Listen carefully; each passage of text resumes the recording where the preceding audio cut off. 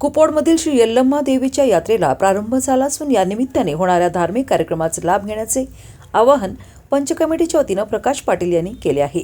कुपवाडमधील श्री यल्लम्मा देवीच्या यात्रेचे हे 44वे वर्ष असून या निमित्ताने अनेक धार्मिक कार्यक्रम आयोजित करण्यात आले आहेत। मंदिर परिसरात पाळणे बसवण्याचे काम सुरू आहे।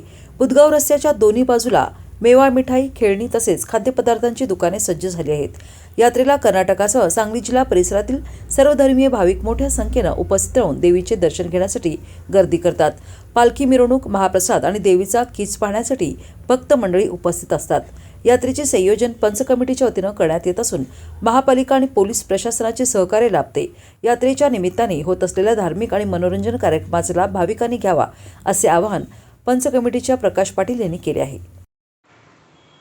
सालाबादप्रमाणे मार्गशीर्ष महिन्यात भरवण्यात येणारी यल्लम्मा देवी यात्रा कुपवाड हे 44वे वर्ष आहे। यात्रेची सुरुवात आज दिनांक 4 पासून झाली आहे।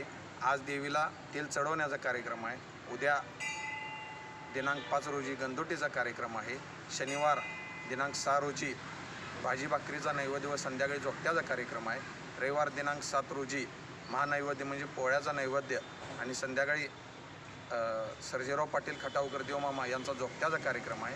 यात्रेचे मुख्य दिवस म्हणजे सोमवार 8 रोजी देवीची पालखीची मिरवणूक व किच म्हणजेच देवीची पालखी अग्निकुंडातून जाते। तो किच्चाचा मान समस्त रोहिदास समाज कुपवाड यांना असतो आणि बुधवार दिनांक 10 रोजी महाप्रसादाचं नियोजन केलेलं आहे।